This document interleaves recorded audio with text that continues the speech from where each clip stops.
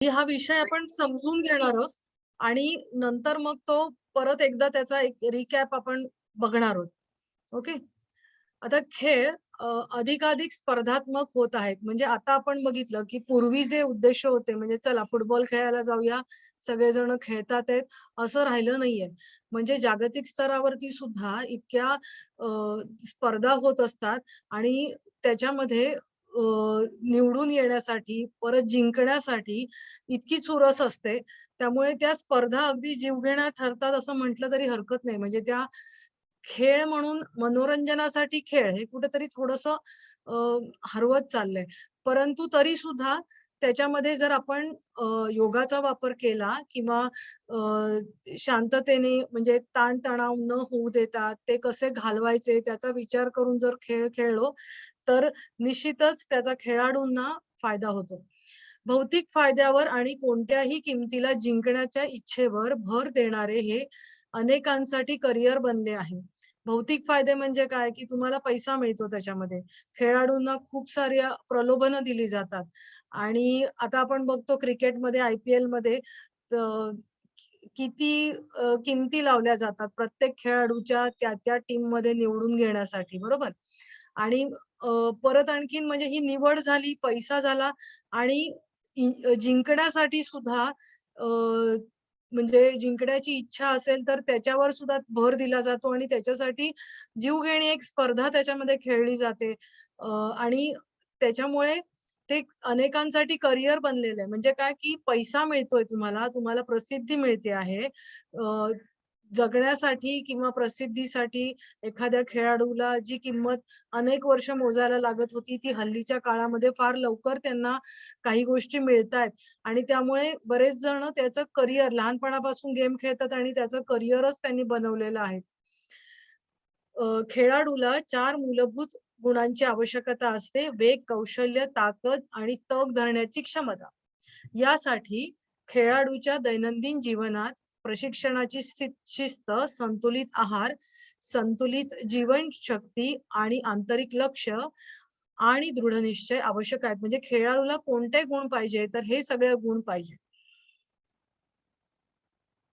Sports ही किंवा खेळ ही संपूर्णपणे शारीरिक घटना नसून मन आणि शरीराचा एक जटिल परिसंवाद आहे. म्हणजे नुसतं फिजिकल लेव्हलवरती खेळ खेळला जातो का? तर नाही.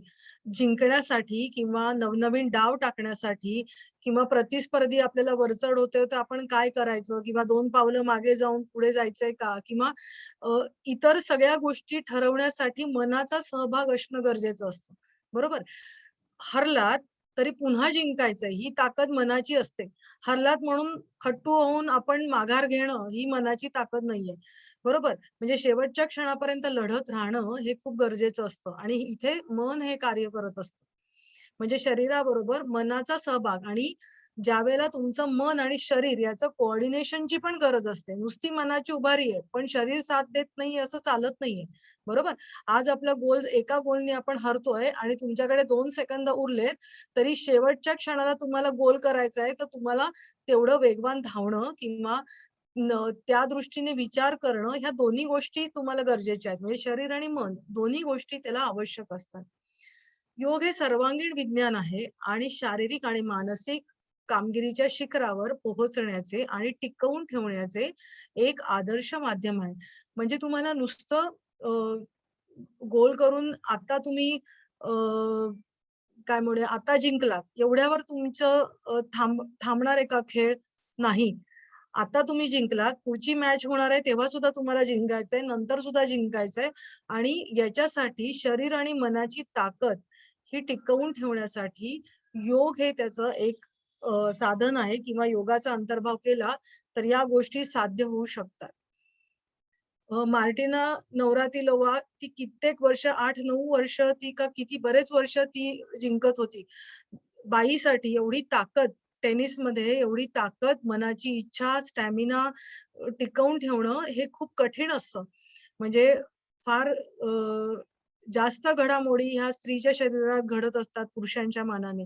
पण तरीसुद्धा हे टिकवून ठेवणं हे खूप कठीण असतं आणि आता आपण जर बघितलं की योगाचा अंतर्भाव खेळामध्ये केला जातो आणि त्याच्यामुळे ह्या गोष्टी शक्य होतात आहेत, की त्यांना खूप स्ट्रेसला पण सामोरं जायला लागतं आणि अशा वेळेला योग हे त्यांना तो तणाव घालवून म्हणजे अ, त्या कामगिरी उत्तम करण्यासाठी मदत करतं. आता खेळासाठी योग कसा उपयोगाला पडेल? तर खेळ खेळताना अनेक इंजुरीज होत असतात, दुखापती होत असतात.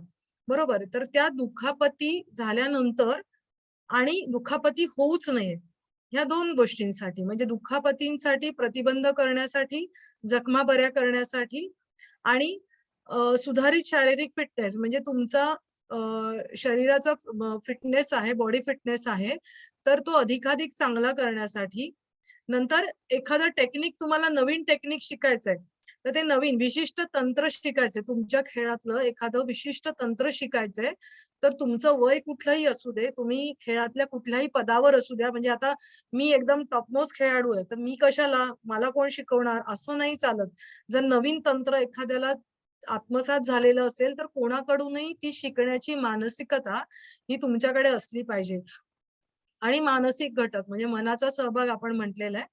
तर मन ह्या सगळ्या गोष्टींमध्ये असतंच. तर ते सुदृढ करण्यासाठी योगाचा अंतर्भाव हा खेळामध्ये केलेला आपल्याला दिसतो. आता पहिलं आपण बघूया, की दुखापती रोखणं. दुखापतींना आता दुखापती कशाला होणार मला सांगा बरं? खेळ खेळताना दुखापती कुठे होणार? खेळ खेळताना दुखापती कुठे होणार?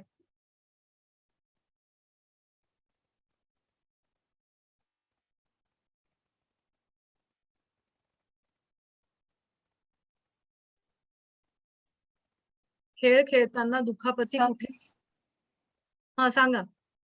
एखादे मसल दुखतात किंवा ते आकडून घेतले जातात, तेव्हा त्यांना बरोबर.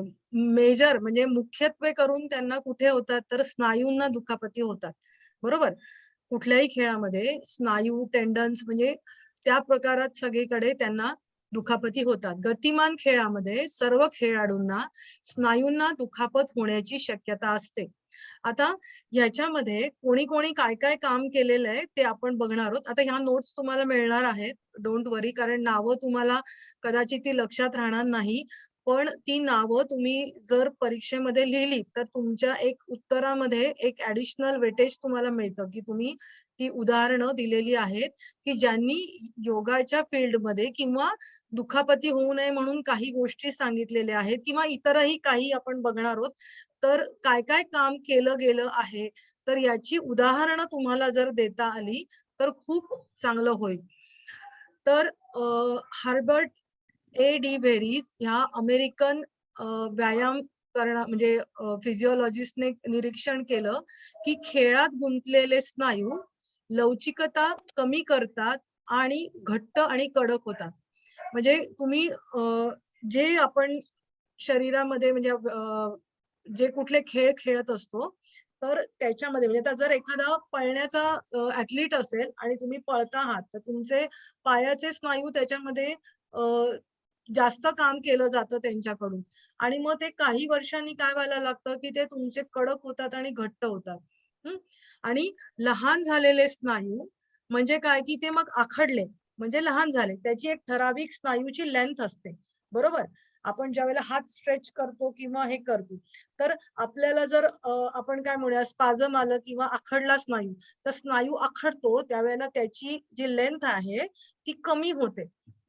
तर हे लहान झालेले स्नायू विशेषतः त्या पोटरी आणि हॅमस्ट्रिंग्सना दुखापत होण्याची शक्यता असते. तो काय म्हणतो, की तुमचे ते स्नायू लहान होतात आणि आता नॉर्मली बऱ्याचशा खेळांमध्ये पायाचा सहभाग जास्त असतो, बरोबर? तर मग तुमचे पोटरीचे स्नायू किंवा हॅमस्ट्रिंग म्हणजे तुमच्या मांडीच्या मागच्या बाजूला जे कुठले स्नायू असतात, तर स्नायूंचा गट असतो, तर ते त्यांना हॅमस्ट्रिंग्स आपण म्हणतो. तर त्यांना दुखापत होण्याची शक्यता असते, असं त्यांनी म्हटलेलं आहे. मग दुसरा एक प्रशिक्षक काय म्हणतो, क्रीडा प्रशिक्षक बॉब बाउमन, तो असं म्हणतो, की स्ट्रेचिंग प्रक्रिया ॲथलेटिक दुखापतींना प्रतिबंध करते. म्हणजे तुम्ही एखादी खेळ खेळत आहात आणि जर तुम्ही खेळ खेळायच्या आधी जर तुम्ही स्ट्रेचिंग केलं, तर तुम्हाला नंतर ज्या काही दुखापती होणार आहेत तर त्यांना प्रतिबंध होतो. आपण क्रिकेटच्या मैदानामध्ये बघतो की खेळाडू आधी आलेले असतात आणि स्ट्रेचिंग करत असतात. बॉलर्स असतात ते 1-2 बॉल टाकून बघत असतात. म्हणजे हाताचं मूव्हमेंट आहे ती करून बघत असतात. विकेट कीपर असतो तर तो त्याच्या मूव्हमेंट्स ज्या असतात जास्तीत जास्त त्या करून बघत असतो. म्हणजे असं प्रत्येक जण आपल्या स्ट्रेचिंग करून घेत असतं. आपण त्याला वॉर्मिंग अप सुद्धा म्हणू शकतो. पण जास्त करून स्ट्रेचिंग केल्यामुळे त्या स्नायूंची क्षमता ही जास्त चांगल्या प्रकारे होते. म्हणजे आता आपण जर विचार केलं की आपण खूप थंडी आहे आणि आपण घरामध्ये बसून आहोत आणि नंतर एकदम तुम्हाला पळायला सांगितलं, तर पळणं शक्य होतं का? नाही होत. आणि जर तुम्ही स्ट्रेचिंग केलं, तर तुम्ही व्यवस्थित पळू शकता. म्हणजे एकदम कोणी तुम्हाला पळायला सांगितलं, तर तुम्ही पळू शकता. कारण का ते स्नायू आहेत, तर त्यांची इलॅस्टिसिटी त्याच्यामधनं म्हणजे ते इलॅस्टिक होतात. म्हणजे त्यांची जी ओरिजिनल क्षमता आहे ना, ताणणं आणि सोडणं, या दोन्ही गोष्टींमुळे ते चांगलं काम करायला लागतात. म्हणजे खेळामध्ये आवश्यक गोष्टी करतात आणि त्यामुळे अचानक गोष्टी केल्या तर दुखापती होतात. तर त्या होत नाहीत. आता याचं एक उदाहरण सांगू का? म्हणजे खेळातलं नाहीये, पण समजा एखादा माणूस आता मुंबईसारख्या शहरामध्ये एखादा माणूस कारनीच जातोय नेहमी अ, आणि त्याला सवय नाहीये बसनी जायची आणि एखाद्या दिवशी त्याला जावं लागलं बसनी आणि एकदम त्यांनी हात वर पकडण्यासाठी धरला, तर त्याचं शोल्डर निखळू पण शकतं. एवढी मोठी इंजुरी त्याला होऊ शकते. कारण या स्नायूंना सवयच नाहीये, की हात वर करून हे पकडायचं. बरोबर? म्हणजे प्रत्येक स्नायू तुम्हाला वापरायला लागतात. तसं खेळामध्ये तुम्ही खेळताना जे स्नायू वापरले जाणार आहेत त्याचं स्ट्रेचिंग केलं तर तुम्हाला दुखापती ह्या कमी होतात. योग साधनेमध्ये प्रगतीशील स्ट्रेचिंग आता हा मराठी शब्द आहे. त्याला इंग्लिशमध्ये प्रोग्रेसिव्ह स्ट्रेचिंग असं म्हटलं जातं. तसेच आता प्रोग्रेसिव्ह स्ट्रेचिंग म्हणजे काय आणि स्थिर स्ट्रेचिंग म्हणजे स्टॅटिक स्ट्रेचिंग म्हणजे एकाच ठिकाणी आपण जे स्ट्रेचिंग केलं जातं त्याला स्टॅटिक म्हणजे एका ठिकाणी स्थिरपणे केलं जातं आणि प्रोग्रेसिव्ह म्हणजे मी त्या दिवशी म्हणलं की मी असा हात आहे आणि मी पुढे नेते म्हणजे माझा हात पुढे नेण्याची क्षमता आहे पण अजून सुद्धा मी पुढे नेऊ शकते बरोबर म्हणजे त्याला म्हणायचं की प्रोग्रेसिव्ह स्ट्रेचिंग तर आपण योगासनामध्ये अर्ध मत्स्येंद्रासन करतो आपण घेतलं पाय असा दुमडला आणि आपण नंतर पायाच्या पाठीमागून घालून आपण घोटा पकडण्याचा प्रयत्न करतो. तुम्ही थोडं व्हिज्युअलाइज करा, की तुम्ही अर्ध मत्स्येंद्रासन करत आहात. एक पाय खाली दुमडला, दुसरा पाय वर दुमडलेला आणि नंतर तुम्ही हात घालता. हं, तर तुम्ही हात ज्यावेळेला असा घालता, फर्स्ट टाईम घालता, त्यावेळेला तुमचा तिथे पोहोचतो का हो हात? फर्स्ट टाईम घालता, फर्स्ट टाईम तुम्ही घोटा पकडायला जाता, तेव्हा तुमचा हात पोहोचतो का तिथपर्यंत? नाही. नाही पोहोचत, बरोबर? मग तुम्ही काय करता? थोडंसं तुम्हाला जर तुम्हाला अजून चांगलं पोश्चर मिळवायचं असेल, तर तुम्ही खांद्यामधून हा हात आपण आधीच म्हणजे हा हात घालायच्या आधीच काय करतो, मी हात सरळ केलाय, तर मी अजून थोडा पुढे करते आणि मग मी ज्यावेळेला घालते, त्यावेळेला आपण घोट्यापर्यंत सहज पकडू शकतो. तुम्ही करून बघा ही गोष्ट, की तुम्ही एक गोष्ट एकदम हात पुढे करून करता आहात, शोल्डर मधून स्ट्रेच केलं आणि तुम्ही पकडता आहात, तर त्यावेळेला तुम्ही घोटा पकडू शकता. म्हणजे ह्या छोट्या-छोट्या गोष्टी असतात. तर योग साधनेमध्ये आपण आसन करताना ह्या गोष्टी वापरतो. आता समजा तुम्ही हस्तपादासन करता आहात. पादहस्तासन किंवा हस्तपादासन जे काय नाव आहे ते.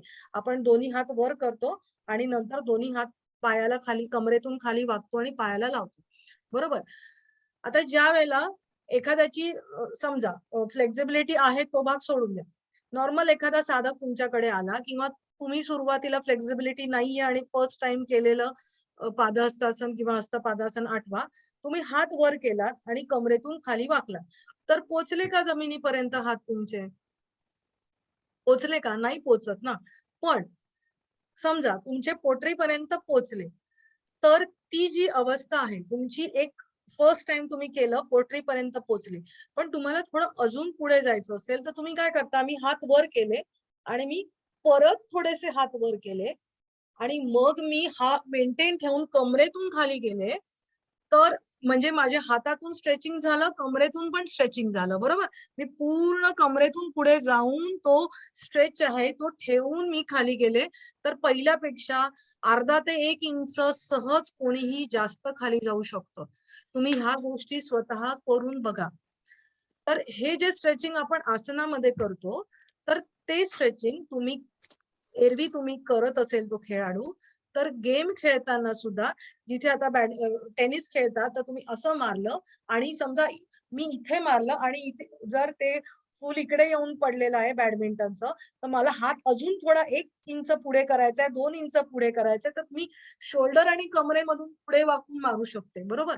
तर ह्याची तुम्हाला सवय जी आहे, ती तुम्हाला आसनांमधून ते प्रोग्रेसिव्ह स्ट्रेचिंग होतं. म्हणजे हा एक वेगळा भाग आहे, की त्याचा सराव तुम्हाला नियमित असेल, तर तुम्ही ते करू शकता आणि तुमच्या दुखापती आहेत, शोल्डरच्या, आर्मच्या ह्या सगळ्या तुम्ही त्यांना टाळू शकता.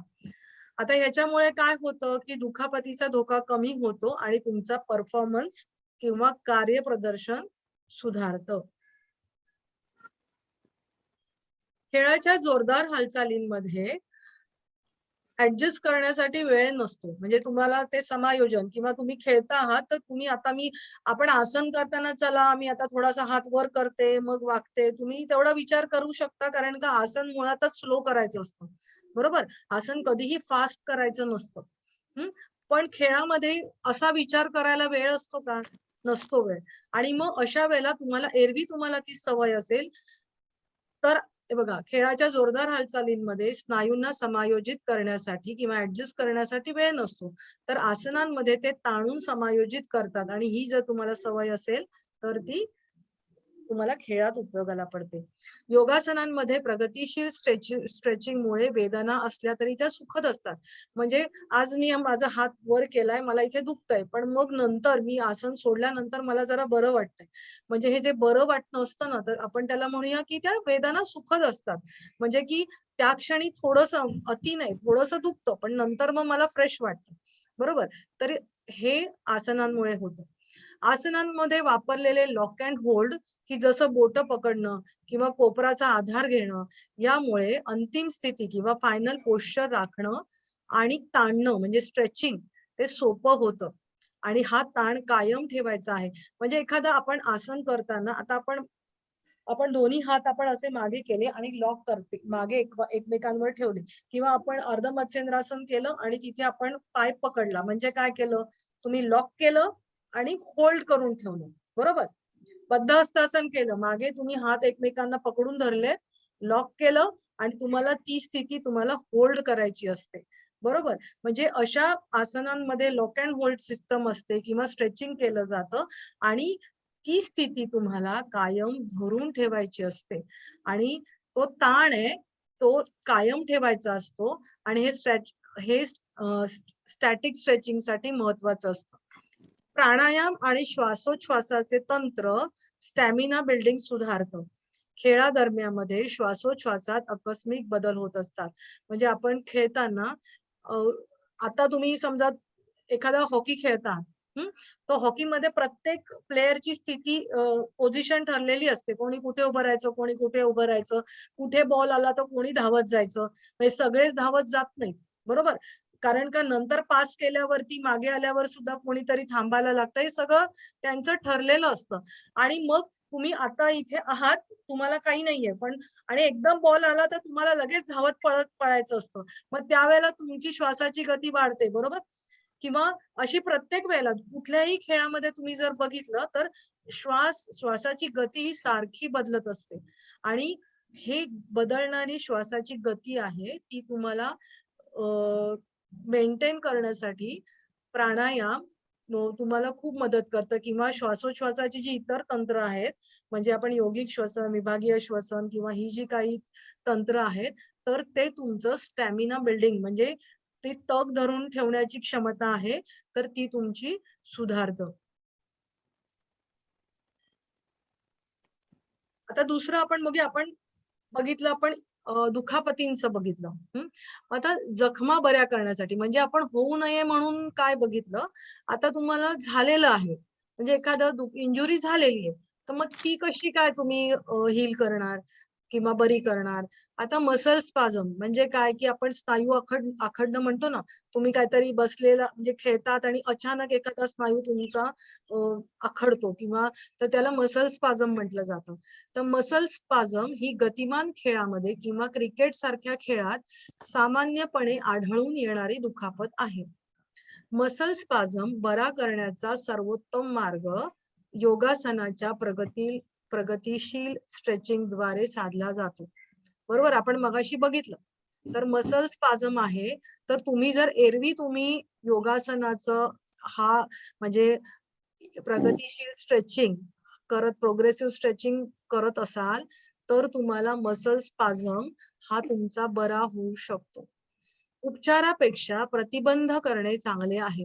त्यामुळे योगासनाद्वारे इष्टतम स्नायू टोन असणे आणि मसल स्पाझमला प्रतिबंध करणे नेहमीच चांगले असते.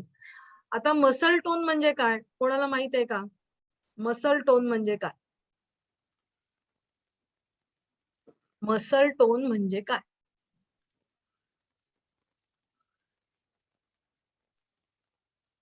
बाकीचे कोण नाही आहेत का आज? मला इथे दिसत नाहीयेत. मसल टोन म्हणजे काय? बोला. जे काय येतंय, जे काय माहितीये, पण बघणारच आहोत. पण एक हा बोला. स्नायूच्या गाठी. नाही, स्नायूंच्या गाठी नाही.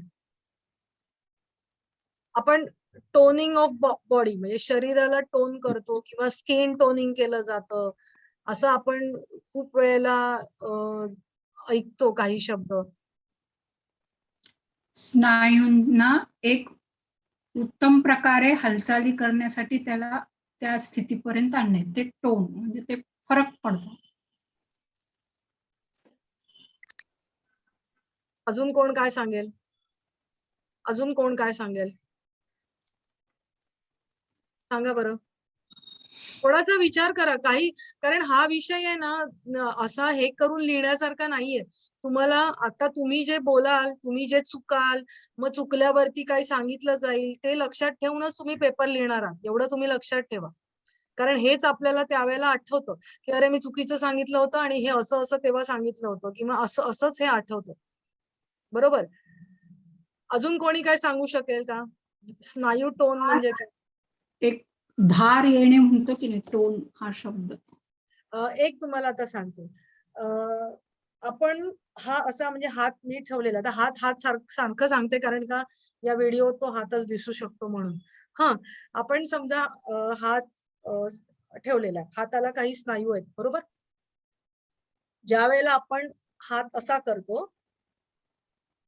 करतो, त्यावेळेला काय होतं, इकडचे स्नायू आहेत ते आकुंचन होतात, असे वाढतात ना, असे वाढतात. इकडचे मोठे होतात. समजतंय? माझा हात, बरं मी हात सैल सोडलेला आहे. म्हणजे माझ्या हातामध्ये काही जानच नाहीये किंवा तो डेड झालाय का? हात सैल झालाय म्हणजे मी हात सैल आहे. मी अगदी सामान्य स्थितीमध्ये बसलेली आहे. म्हणजे माझ्या स्नायूंची स्थिती कशी आहे? चांगली आहे, वाईट आहे, कमी आहे, जास्त आहे, काय असू शकते? तुम्ही सैल सोडून बसलात पण त्या स्नायूंमध्ये तुम्हाला हलकापणा वाटत असेल तर तो चांगला आहे. आणि तुम्ही पण त्याच्यात जर आकडून धरलेला असेल तर तो बरोबर नाही. बर, आता स्नायू टोन म्हणजे काय, की तुमचा स्नायू ज्या वेळेला रिलॅक्स स्टेट मध्ये असेल, एकदम शिथिल स्टेट मध्ये आहे, बरोबर. स्नायूची स्थिती रिलॅक्स असताना त्याच्यामध्ये जी काही काम करण्याची शक्ती असते ना, तो स्नायू ताण आहे, त्याला स्नायू टोन किंवा मसल टोन किंवा स्नायू ताण असं म्हटलं जातं. मसल टोन शब्द लक्षात ठेवा. मसल टोन किंवा स्नायू ताण असं म्हटलं जातं. आता स्नायू ताण म्हणजे काय, की ज्या वेळेला तुमचा स्नायू रिलॅक्स आहे, काही काम करत नाहीये, आणि त्यावेळेला त्याच्यामध्ये असलेला जो काही ताण आहे त्याला स्नायू ताण असं म्हटलं जातं. लक्षात येतंय का? लक्षात येत नसेल तर विचारा, कारण पुढे आपण जाण्यात काही पॉइंट नाहीये. हे लक्षात येतंय का? स्नायू ताण म्हणजे काय? मॅडम डबल सांगा की एकदा.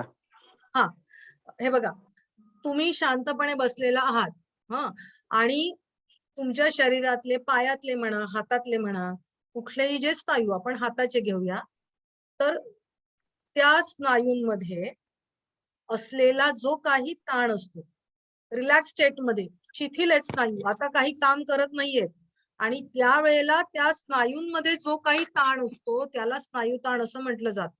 त्याची स्थिती लक्षात घ्या. स्नायूंची स्थिती, एक काम करण्याची स्थिती आणि एक तो शिथिल असतानाची स्थिती, बरोबर? स्नायू काम करताना, आता माझ्या हाताचा स्नायू ज्यावेळेला काम करतोय, मी असा कोपरा दुमडला, त्यावेळेला माझे हे स्नायू त्याच्यामध्ये इन्व्हॉल्व्ह झालेत, बरोबर? एवढं लक्षात येत आहे?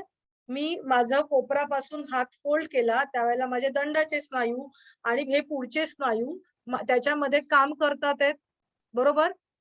तर माझ्या हाताचे स्नायू, मी हात खाली सोडलेला आहे आणि माझ्या हाताच्या स्नायूंमध्ये जो काही ताण आहे की ज्याच्यामुळे माझ्या हाताची स्थिती योग्य प्रकारे आहे, त्याला म्हटलं जातं स्नायू ताण. तो कधीही झिरो नसतो. नॉर्मल माणसामध्ये तो स्नायू ताण 0, म्हणजे मी आता रिलॅक्स आहे म्हणजे माझ्या स्नायूंमधला ताण 0 आहे अशी स्थिती नसते. आता 0 ताणाची स्थिती कोणामध्ये असू शकते?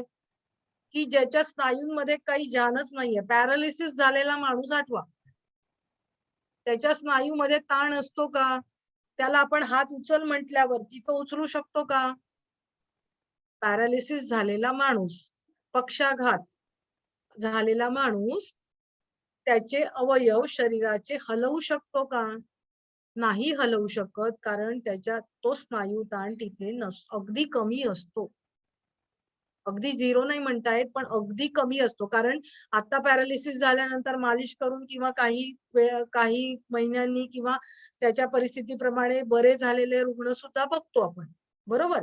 म्हणजे ते काही 0 ताण असतो अशातला भाग नाही, पण खूप खूप खूप नॉर्मल पेक्षा कमी असतो. तर तुम्ही नॉर्मल स्नायू ताण केव्हा असतो? की तुम्ही ज्यावेळेला स्नायू रिलॅक्स असतो त्यावेळेला त्याच्या ताणाची जी स्थिती असते त्यावेळेला त्याला स्नायू ताण म्हटलं जातं, आणि त्याला आयसोटोनिक स्नायू असं म्हटलं जातं. आता पुढे ते येणार आहे, पण परत एकदा परत कानावरनं जाईल त्यावेळेला तुमच्या ते लक्षात येईल. पॅरालिसिस झालेला आणि नॉर्मल या 2 गोष्टी आपण बघितल्या, बरोबर? पॅरालिसिस मध्ये स्नायू ताण अगदी कमी असतो आणि आपल्या शरीरामध्ये नॉर्मल स्नायू ताण आहे. सध्या मी रिलॅक्स स्टेट मध्ये असते त्यावेळेला, रिलॅक्स स्टेट मध्ये असते त्यावेळेला. निरोगी माणसाचा विचार करू नका. निरोगी माणूस पण रिलॅक्स स्टेट मध्ये त्याची, म्हणजे विश्रांतीकारक अवस्थेमध्ये त्याचा जो स्नायू ताण असतो तो, त्याला आयसोटोनिक असं म्हटलं जातं. एवढंच आपण आता लक्षात ठेवूया. काय म्हणताय? आपण स्ट्रेचिंग करतो मॅडम. स्ट्रेचिंग स्नायू ताण. करताना पायाचं आता उदाहरण, की आपण पायाची स्ट्रेचिंग करताना आपले हार्मस्ट्रिंग मसल्स आहेत ते नंतर दुखतात. हॅमस्ट्रिंग हॅमस्ट्रिंग मसल नंतर दुखतात. हा, कारण त्यांना सवय नसते, स्ट्रेचिंगची सवय नसते, बरोबर? म्हणून वेगवेगळी आसनं आपण पादासन केलं, नंतर पश्चिमोत्तानासन केलं, म्हणजे मागची बाजू ज्यावेळेला आपण ताणली जाते त्यावेळेला ते दुखतात, बरोबर? पण हळूहळू तुम्ही रोज त्यांना सवय केली तर ते हळूहळू नंतर तुम्हाला साथ द्यायला लागतात, बरोबर आहे की नाही? आज जर तुमचे हात पोटरीपर्यंत पोचले आणि महिना, 2 महिने, 3 महिन्यांनी तुमचे जमिनीपर्यंत पोचतात आहेत, म्हणजेच तुमच्या शरीरात बदल कुठे झालाय? त्या स्नायूंचं स्ट्रेचिंग झालंय आणि तुमच्या सांधे जे फारच जोडले गेलेले आहे तर ते फ्लेक्झिबल झाले सांध्यांमध्ये, बरोबर? त्याच्याशिवाय तुम्ही होऊ शकत नाहीत ना या गोष्टी. पण काही वेळेस अति स्ट्रेचिंगमुळे कुठली दुखापत. बरोबर, मग अति स्ट्रेचिंग मग दुखापत. अति स्ट्रेचिंग इक्वल टू दुखापत, कळलं? म्हणून योगामध्ये यथाशक्ती, म्हणजे यथाशक्ती हा शब्द अगदी आपण काय म्हणूया, एखादं फ्रेम करून लावण्यासारखा शब्द आहे. यथाशक्ती कुठलीही गोष्ट प्राणायामापासून ओंकार पासून, म्हणजे बरेच जण साधा ओंकार करायचा असतो. अरे तुमचा श्वास जेवढा तुम्ही घ्याल तेवढाच सोडू शकाल. दुसऱ्यांचा मकार लांबतोय म्हणून हे काय करतात, एकदा म झाल्यावरती परत करतात. हे चुकीचं आहे ना. मग तुमची जर श्वसनाची क्षमताच कमी आहे, 15 दिवसांनी, महिनाभरांनी तुमची कॉम्पिटिशन तुमच्याशी ठेवा. आणि कॉम्पिटिशन हा शब्द किंवा स्पर्धा हा शब्द योगामध्ये नाहीये. तुमची कालची स्थिती आणि आजची स्थिती हा एवढाच फरक त्याच्यामध्ये असतो. आणि ती सुद्धा उद्या सेमच राहील याची गॅरंटी नसते. परत उद्या तुम्ही मागे येऊ शकता. पण तुम्ही कंटिन्युअसली करत राहिलात, यथाशक्ती प्रत्येक गोष्ट करत राहिलात, तर तुम्हाला त्याचा नक्की फायदा होतो. आपण आता पुढे जाऊया. हे समजलंय का थोडंफार? पुढे परत येणार आहेत या गोष्टी. पण तुम्हाला समजलेलं आहे का? कोणी मला परत सांगा, सांगितलं त्यांना. समजलं नसेल तरी परत सांगा, मी सांगते. समजलं मॅडम. नक्की? पुढे जाऊया? हो नक्की. हा. हो हो हो. आता हॅमस्ट्रिंग मसल म्हणजे कुठले मसल सांगा बरं. आता दुसऱ्या कोणीतरी, माधुरीताई तुम्ही नको, दुसऱ्या कोणीतरी सांगा. हॅमस्ट्रिंग मसल कुठे असतात? हॅमस्ट्रिंग मसल कुठे असतात? सांगा. आता मगाशी आपण बोललो होतो. चुकलं तरी चालणार आहे, पण दुसरं कोणीतरी सांगा. कुठे असतात? डोक्यात, पायात, दंडात, पोटात, कुठे पाठीत, कुठे असतात मला सांगा बरं. हॅमस्ट्रिंग मसल्स कुठे असतात? पायामध्ये. बरोबर, पायात असतात. मग पायात कुठे असतात? पुढे असतात, मागे असतात, मांडीत असतात, पोटरीत असतात. पाठीमागून. मांडीच्या मागच्या बाजूला असतात. आणि एकच स्नायू नसतो तो. अनेक स्नायू. बरोबर. काय सांगतात माधुरीताई? 3 असतात, 3. हा, बरोबर. तर हॅमस्ट्रिंग मसल, कारण हे शब्द तुम्ही ऐकाल तर ऐकून ऐकून तुम्हाला ते माहीत झाले पाहिजेत की कुठले कुठे आहेत. मग तुम्ही ज्यावेळेला आसनं ज्यावेळेला शिकाल किंवा आसनांवरती ओरल होईल त्यावेळेला त्यांनी विचारलं तर तुम्हाला सांगता आलं पाहिजे. कारण आपण MA करतो, त्यामुळे ह्या काही नावं तुम्हाला लक्षात ठेवायला पाहिजे. मॅडम हाताच्या मसलनं काय म्हणायचं? आपण आता नको बोलूया. त्याच्यात त्याची प्रत्येकाची नावं वेगळी वेगळी आहेत. बायसेप, ट्रायसेप, खूप सारी त्याची नावं वेगळी आहेत. हं, हे नॉर्मली येतात म्हणून मी हे घातलेले आहेत. हं, हॅमस्ट्रिंग मसल्स पोटऱ्यांचे स्नायू आणि पाठीच्या स्नायूंना स्पाझम आल्यामुळे सर्वाधिक त्रास होतो. स्पाझम म्हणजे एका ठिकाणी आपण कॅच पकडतो म्हणतो किंवा एकाच ठिकाणी तुम्हाला असं अडकून राहिल्यासारखं होतं. तर त्यावेळेला असं त्यावेळेला जे दुखलं जातं स्नायूंचं त्याला स्पाझम म्हटलं जातं. काही सांध्यांच्या दुखापतीमध्ये बोट, मनगट, कोपर, खांदा, गोटा इत्यादी याच्यामध्ये म्हणजे त्या दुखापतींमध्ये यांचे जे सूक्ष्म व्यायाम केले जातात ते खूप प्रभावी होतात. बरोबर. आपण हे जे साधे खूप जणांना काय असतं माहितीये, क्लासला आल्यावरती काय मॅडम हे सारखं सांगतात, आधीचं सगळं 10 मिनिटं तर याच्यामध्येच जातात. सूक्ष्म व्यायाम करायला सांगतात किंवा आपण जे काही डायनामिक एक्सरसाइज करून घेतो. तर त्यांना नवीन म्हणजे क्षमता असू दे नसू दे, त्यांना नवनवीन काहीतरी आसनं शिकायची असतात. पण त्यांना हे कळत नाही की ते आसन करताना ज्या काही दुखापती होणार आहेत किंवा स्ट्रेचिंग करताना जे काही प्रॉब्लेम्स येणार आहेत, ते सगळे ह्या सूक्ष्म व्यायामामुळे आपण त्या दुखापती त्यांच्या कमी करू शकतो किंवा घालवू शकतो. त्यामुळे तुमच्याकडे एखादा नवीन साधक, म्हणजे आता हे खेळासाठी झालं, पण नवीन साधक जरी आला तरी त्याला सुरुवातीला सूक्ष्म व्यायामच द्यायचे. कारण त्याची क्षमता किती आहे, तो कसं करू शकतो, रोज करतो की नाही, हे आपल्याला माहित नसतं. मग त्याचं आधी तो कसं करतो ते तुम्ही ऑब्झर्व्ह करायचं. मग तुम्हाला कळायला लागतं की हा किती करू शकतो. आणि काही करू शकतात पण त्यांना सवय नसते, त्यामुळे अचानक काहीतरी दुसरं करायला गेले तर त्यांना वाटतं मला येतं, पण मग एखादं कठीण आसन करताना त्यांना त्रास होऊ शकतो. तसं खेळामध्ये या सांध्यांच्या दुखापती आहे त्याच्यासाठी सूक्ष्म व्यायाम हे खूप प्रभावी आहेत. आता आपण हे मी सारखं का सांगते, योगोपचार खेळासाठी योग कसा उपयोगात येणार आहे. मग सूक्ष्म व्यायाम जर तुम्हाला सूक्ष्म व्यायाम कसं उपयोगात आणणार आहात तुम्ही खेळामध्ये, त्याच्यानी काय होणार आहे सांगा बरं. आता आपण बोललो सूक्ष्म व्यायामाने काय होणार, सूक्ष्म व्यायामाने काय होणार, आपले सांधे मोकळे होणार. सांधे मोकळे होणार. सांधे मोकळे झाले की तुमच्या सांधे आखडण्यामुळे ज्या काही दुखापती होणार आहेत त्या तुमच्या कमी होतील किंवा नाही होणार. बरोबर आहे की नाही. म्हणजे आपण योगामधल्या गोष्टी खेळामध्ये कशा वापरतो आहोत ह्याचा विचार आपण हळूहळू करत जाणार आहोत. ठीक आहे. आता मला एक सांगा, आपण ज्या वेळेला बरेचसे जण आहेत तर उभं राहून काम करतात, म्हणजे लेथ मशीनवर काम कोणी जर काम करत असेल, किंवा आपण अगदी सोपं उदाहरण घेतलं तर पोलीस लोक सारखे उभे असतात, बरोबर, नर्सेस सारखे उभे असतात, जे सारखे कंडक्टर सारखे उभे असतात, असे सारखे उभे असणारे लोक आहेत, तर त्यांना कुठे प्रॉब्लेम येऊ शकतो,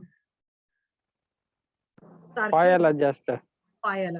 मग तो काय प्रॉब्लेम येऊ शकतो, काय प्रॉब्लेम येऊ शकतो पायाला. टाचदुखी, गुडघेदुखी. बरोबर, टाच दुखते, गुडघे दुखते, अजून काय होऊ शकतं, कंबर दुखी. कंबर दुखी, अजून काय होऊ शकतं.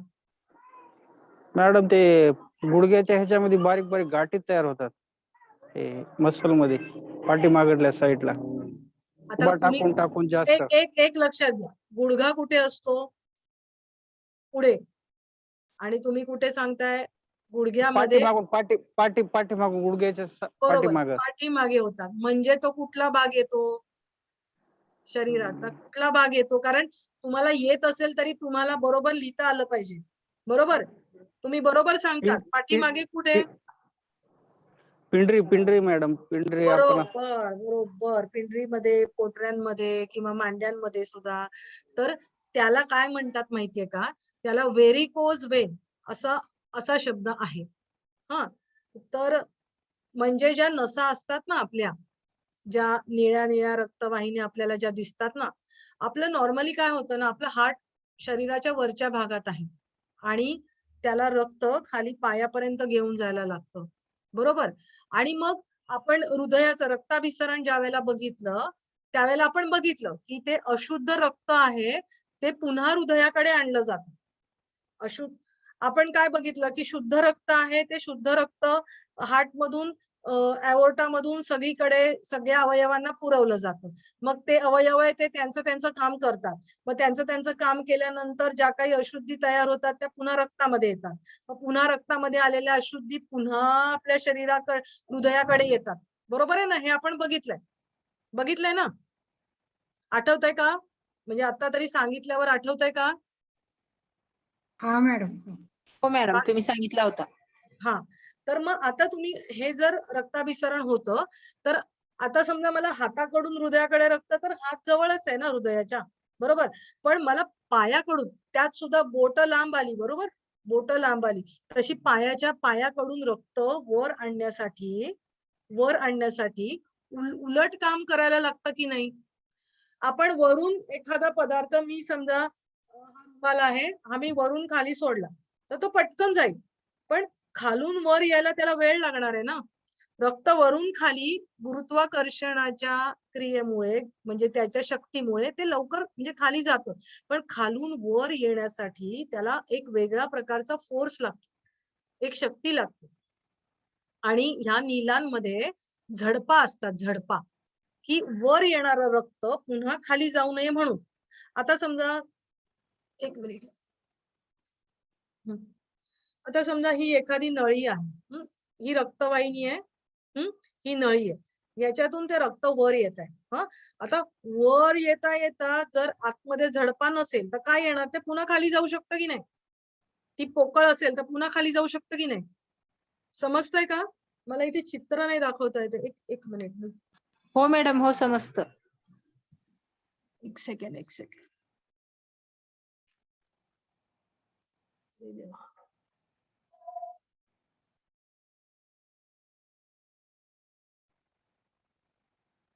आता दिसतंय तुम्हाला, दोन रेषा काढलेल्या आहेत. आता ह्या दोन रेषा काढलेल्या आहेत, तर ह्या दोन रेषा, आणि इथून इथून रक्त वर येत आहे तर ते आपोआप खाली जाऊ शकतं की नाही? बरोबर. तर आता हे रक्त वर येणार खाली जाऊ नये म्हणून काय रचना केलेली आहे? तर या अशा आकाराच्या झडपा असतात व्ही शेप. म्हणजे ही इकडून अर्धी दाखवली आणि इथून अर्धी दाखवली. इथून ज्यावेळेला रक्त येतं त्यावेळेला ह्या झडपा उघडतात. म्हणजे थोडक्यात त्या कशा होतात?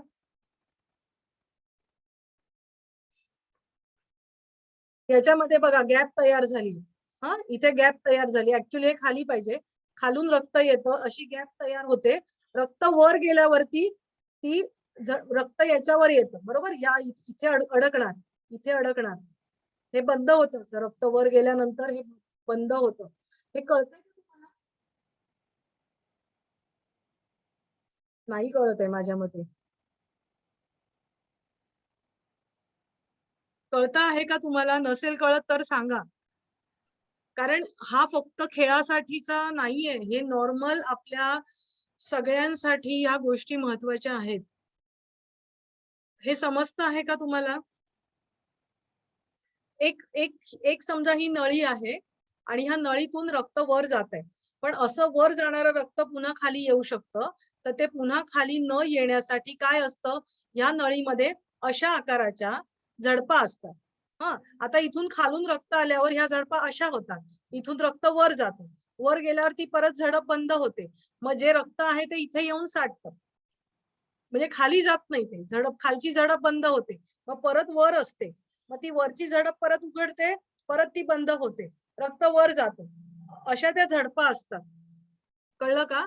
आणि मग जर त्याच्यावरचं ते प्रेशर त्यांना झेलता नाही आलं तर त्या निळ्या निळ्या गुठळ्या दिसतात. प्रेग्नंट बाई असते ना, तिच्या पायावरती पण असतात. आणि जे उभं राहून काम करणारी लोक असतात ना, तर त्यांच्या, कारण प्रेग्नंट बाईच्या गर्भाचं वजन पायावरच्या नीलांवरती येतं. आणि त्या नीला म्हणजे व्हेन्स, तर त्या व्हेन्सवर किंवा नीलांवरती येतं. बरोबर. आणि त्यामुळे त्या अशा निळ्या निळ्या गुठळ्या दिसतात आपल्याला. किंवा उभं राहणारी जी लोक असतात ना त्यांच्यावरती. कारण का? त्या म्हणजे तिथे त्या फुगतात. त्यांच्यावरती प्रेशर येऊन त्या फुगतात. आणि त्यांना व्हेरिकोज वेन असं म्हटलं जातं. त्याला काय म्हटलं जातं? Varicose Wien. त्याच्यावरती एकच उपचार आहे. तो म्हणजे काय? पाय वर करणं, पायाची हालचाल करणं. तुमचा जर प्रोफेशन, तुम्ही जे काही काम करता त्याच्या जर मर्यादा असतील की तुम्ही नाही हलू शकत, नाही जाऊ शकत, पण थोडा थोडा वेळाने पाय फोल्ड करणं, पाय हलवणं, खाली बसणं, ह्या गोष्टी करायच्या. आणि ज्या वेळेला तुम्ही घरी येता सरळ भिंतीला पाय वर लावायचे आणि तुम्ही तसं बसायचं. म्हणजे आपण विपरीतकरणी मुद्रा करतो किंवा सर्वांगासन जे करतो ना, तर ही दोन आसनं तुम्हाला व्हेरिकोज वेन वरती अत्यंत उपयुक्त आहे. आणि का आहे? तर पायाकडे वर जे रक्त साठलेलं आहे ते तुमचं व्यवस्थित खाली येतं. त्या ज्या झडपा आहेत ना त्या रिलॅक्स होतात. कारण सारखं उभं राहून त्यांच्यावर प्रेशर जे आलेलं असतं ना त्याच्यामुळे त्या फुगतात. तर त्या रिलॅक्स होतात पाय वर केल्यामुळे. रक्त आपोआप येतं ना खाली, त्या झडपांचं काम कमी होतं. एवढा भाग कळला का? मॅडम यात अर्ध हलासन पण उपयुक्त आहे ना? हो हो. पाय वर केलेलं काहीही तुम्ही आसनं करा, नका करू, पाय भिंतीला ठेवा. ज्यांना विपरीतच करणी येत नाही, हलासन येत नाही, पाय उचलता येत नाही, पण हे प्रॉब्लेम आहे. तुम्ही काय कराल? त्यांना सरळ खाली झोपवायचं किंवा जे खाली पण बसू शकत नाही, म्हणजे जमिनीवर पण नाही बसू शकत, त्यांना म्हणायचं तुम्ही कॉट वरतीच बसा आणि भिंतीला वर पाय लावा. बरोबर. खाली तुम्ही लोड ठेवलात तर त्यांना पाय पण व्यवस्थित ठेवता येईल. म्हणजे पाय वर केल्यावरती त्या बरोबर रक्त खाली येईल. त्या झडपा सारखं उभं राहून राहून त्यांच्यावर जे प्रेशर आलेलं असतं ना त्याच्याने त्या फुगतात. मग जर तुम्ही पाय वर केल्यावरती त्यांना बरोबर ते रिलॅक्स होतं. आणि आता हीच कंडिशन स्पोर्ट्स मध्ये, खेळामध्ये खेळाडूंची असते. बरोबर. ज्यांना सारखं, आता बघा क्रिकेटच्या मैदानामध्ये, हॉकीच्या मैदानामध्ये तुम्हाला किती वेळ तुम्हाला उभं राहायला लागतं? क्रिकेट तर दिवस म्हणून मी सारखं क्रिकेट सांगते. कारण हॉकीचा खेळ सुद्धा लवकर संपतो. क्रिकेट तुम्हाला दिवसभर थांबायला लागतं. म्हणजे तुम्ही बॅटिंग करत असाल तरी तुम्ही थांबता, तुम्ही बॉलिंग करत असाल तरी तुम्हाला मग तर थांबायलाच लागतं सगळ्यांनाच. मग एका ठिकाणी तुम्हाला थांबणं गरजेचंच असतं ना. मग अशा वेळेला मग तुम्हाला एरवी तुम्ही हे करत राहिलात व्यायाम तर तुम्हाला म्हणजे काय काय प्रॉब्लेम येऊ शकतात आपण पुढे बघूया. आता varicose Wien, football, cricket, hockey, rugby यांच्यासारखे जे खेळाडू असतात त्यांच्यासाठी हे व्हेरिकोज वेन ही आणखी एक समस्या आहे. असे घडते कारण ते दीर्घकाळ उभे राहतात किंवा चालत असतात. म्हणजे उभं पण राहतात, चालतात पण त्यांची स्थिती उभं असते. बरोबर? त्यामुळे अशुद्ध रक्त हृदयाकडे म्हणजे पायातलं अशुद्ध रक्त हृदयाकडे परत येत नाही आणि पोटरीच्या शिरांमुळे मगाशी कोणी पिंडरी म्हटलं म्हणजेच पोटरी शिरांमध्ये गुठळ्या तयार होतात. या समस्येवरती टॉप्सी-टर्व्ही-पोजेस म्हणजे खाली डोकं वर पाय, त्याला हे दुसरं नाव इंग्लिश मधनं आहे टॉप्सी-टर्व्ही-पोजेस. कोणी कुठलीही नावं घेतली तरी सुद्धा आपण गोंधळून जायला नको म्हणून मी ही सगळी नावं इंग्लिश मधली मराठी मधली सगळी या नोट्स मध्ये घालते. म्हणजे विपरीत स्थितीतली आसनं. विपरीत आपण नेहमी ज्या स्थितीमध्ये असतो त्याच्या विपरीत, विपरीतचा अर्थ उलट. हे काय विपरीतच घडलं म्हणजे जे घडायला पाहिजे ते नाही घडलं. बरोबर? आपली नेहमीची स्थिती कशी असते?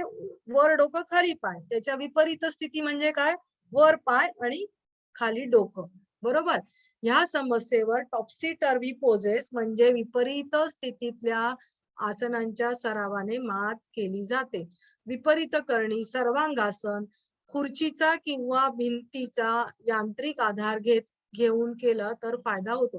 म्हणजे ते आसन येत असेल तर खूपच छान. पण येत नसेल तर खुर्चीला पाय टेकवून जरी तुम्ही बसलात म्हणजे खाली झोपलात वर खुर्चीला पाय टेकवले किंवा भिंतीला तुम्ही पाय टेकवून जरी आधार घेऊन केलं तरी सुद्धा त्याचा फायदा होतो. दुसरं काय नर्सेस बघा पांढरे लांब सॉक्स घालतात. ते काय मजा म्हणून घालतात का? त्याला स्टॉकिंग म्हटलं जातं. स्टॉकिंग्स म्हटलं जातं. त्याच्याने तुमच्या पोटऱ्या आहेत ना त्या अशा व्यवस्थित आवळल्या जातात आणि व्हेरिकोज वेनचा त्रास कमी होतो. पूर्वीच्या काळी हवालदार लोक पण बघा तुम्ही आता फुल पॅन्ट सगळे घालतात. पण तेव्हा हाफ पॅन्ट असायची आणि त्यांचे सॉक्स असे वरपर्यंत असायचे. आठवतंय का पिक्चर मध्ये वगैरे बघितलं असेल किंवा पूर्वी जे आता ज्यांनी बघितलंय त्यांच्यासाठी सांगते. तर त्याला ते स्टॉकिंग्स म्हटलं जातं की ते व्हेरिकोज वेन वरती उपयुक्त आहे. डॉक्टर लोक सुद्धा असे लांब सॉक्स घालायला सांगतात. बरोबर? तर पुढे जाऊया. फिजिकल फिटनेस किंवा शारीरिक तंदुरुस्ती सुधारणं. इतर गोष्टींव्यतिरिक्त तग धरण्याची क्षमता म्हणजे स्टॅमिना. आपण स्टॅमिना शब्द वापरतो बऱ्याच वेळेला. म्हणजे काय? की तग धरण्याची क्षमता आपण श्वास घेत असलेल्या ऑक्सिजनच्या प्रमाणावर अवलंबून असते. म्हणजे एखाद्या स्थितीमध्ये तुम्ही तग धरून किती वेळ राहू शकता? तुम्ही पाण्यामध्ये तुमचं बुडवलं तोंड तर तुम्ही किती वेळ तग धरून राहू शकता? की जोपर्यंत तुम्हाला श्वास घ्यावासा वाटत नाही तोपर्यंत. बरोबर आहे की नाही? हे लक्षात येतंय? तुम्हाला समजा पाण्यात डोकं आता समजा एखादा स्विमर आहे. तो स्विमिंग करत वरून मारली उडी पाण्यामध्ये. तर एखादा नवीन स्विमर स्विमिंग शिकलाय तर तो पटकन वर येईल. बरोबर? कारण त्याला श्वास घेण्याची त्याला क्षमता कमी आहे पाण्यामध्ये. तो पटकन त्याला बाहेर येऊन श्वास घ्यायचा असतो कारण इथे त्याचा स्टॅमिना कमी पडतो. आणि एखादा मुरलेला खेळाडू असेल तर तो जास्त वेळ पाण्याखाली राहू शकतो कारण त्याचा स्टॅमिना म्हणजे तग धरण्याची क्षमता ही वाढलेली असते. आणि हे कशावरती अवलंबून असतं? तर तुमच्या फुफ्फुसांच्या क्षमतेवर म्हणजे तुमची लंग कपॅसिटी वाढली पाहिजे. त्याच्यावरती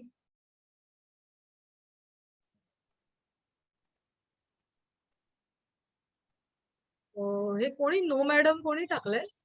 मगाशी टाकलंय का? मला ओके. तग धरण्याची क्षमता सॉरी वरचं. साधारणपणे आपण आपल्या फुफ्फुसांच्या क्षमतेच्या फक्त इथे 5 ते 10% वापर करतो आणि हेच आपल्याला स्टॅमिना कमी होण्याचं कारण आहे. म्हणजे आपण जेवढी क्षमता आहे फुफ्फुसांचा आपण अस्थमा ज्या वेळेला बघितलं होतं. अस्थमाच्या वेळेला आपण बघितलं होतं की नॉर्मल माणूस किती आपण घेतो आणि अस्थमा असलेल्या माणसाचा श्वास कमी असतो. बरोबर? तर तुमचा स्टॅमिना तिथे कमी पडतो कारण घेतलेला श्वास हा कमी असतो. आपण हा एवढा पॉइंट कव्हर करून बंद करूया. तग धरण्याची क्षमता वाढवण्यासाठी म्हणजे स्टॅमिना वाढवण्यासाठी जास्तीत जास्त फुफ्फुसांची क्षमता म्हणजे काय, लंग कपॅसिटी वापरली जाते. म्हणजे तुमचा स्टॅमिना वाढवायचा असेल तर तुम्हाला काय करायला पाहिजे, तुमची लंग कपॅसिटी वाढवली पाहिजे. मग लंग कपॅसिटी वाढवायची तर आपण योगामधलं काय करणार, लंग कपॅसिटी वाढवायची तर आपण योगामधलं कुठल्या गोष्टी अप्लाय करणार इथे सांगा बरं. श्वसनाची क्षमता वाढवायची तर कुठल्या गोष्टी करणार, भस्त्रिका, कपालभाती. काय झालं, कपालभाती. हा, कपाल भारती नाही शब्द आहे, कपाल भाती शब्द आहे. आपण त्यांच्याकडनं कपालभातीपेक्षा सुद्धा त्यांचं श्वसन सुधारणार. म्हणजे काय, विभागीय श्वसन. विभागीय श्वसन म्हणजे काय, पोटामध्ये आपण जे स्कंद श्वसन, शोल्डर मध्ये हवा भरतो, छातीत हवा भरतो, पोटात भरतो, उदर श्वसन वाढवतो आपण, बरोबर. तर हे जे श्वसन आहे तर ते तुम्ही श्वसन वाढवलं तर तुमची लंग कपॅसिटी आपोआप वाढते. कारण आपण पोटातले स्नायू, आपण म्हटलं उदर श्वसन करतो त्यावेळेला आपण काय करतो, आपण फुफ्फुसांचे खालचे जे वायुकोश आहेत त्याच्यात हवा भरतो. कारण एरवी आपण तिथपर्यंत आपला श्वास पोचतच नाही. मग उदर श्वसन करतो त्यावेळेला फुफ्फुसातले खालचे वायुकोश भरल्यामुळे श्वासपटल आहे ते खाली जातं, पोटातल्या ऑर्गन्सना ते बाहेर टाकतं आणि पोट पुढे येतं, बरोबर. म्हणून आपण म्हणतो की उदर श्वसन, कारण पोट पुढे येतो त्याच्यासाठी. मग आपण काय करतो, उर श्वसन करतो आणि स्कंद श्वसन म्हणजे आपल्या फुफ्फुसांचे वरचे जे भाग आहेत ते आपण वापरात आणतो. म्हणजे काय, पूर्ण दोन्ही फुफ्फुसांचे सगळे भाग आपण वापरात आणले तर आपलं श्वसन सुधारतं. सर एवढा पॉइंट झाला की मी बंद करते. बापरे, बरंच आहे. ठीक आहे, आपण इथपर्यंत थांबूया, स्टॅमिना पर्यंत. आणि प्राणायामाने आपला स्टॅमिना वाढतो हे आपण आता बघितलं. म्हणजे श्वसन आणि प्राणायाम या दोन गोष्टींनी तुमचा, म्हणजे इथे श्वसन क्षमता वाढते आणि प्राणायामाने पण तुमचा स्टॅमिना वाढतो.